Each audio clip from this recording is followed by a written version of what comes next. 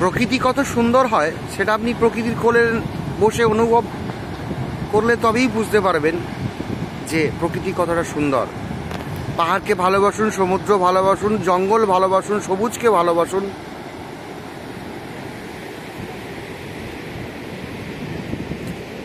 Light house, Gopalpur sea beach.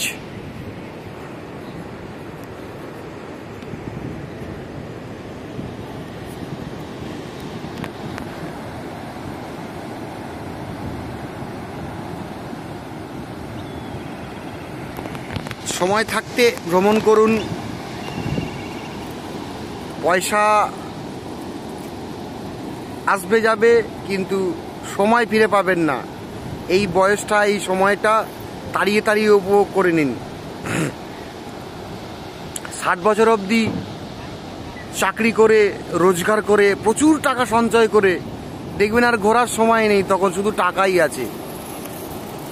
ঘুরে নিন, সময়টা উপভোগ করে নিন, জীবনটাকে যাপন করে নিন।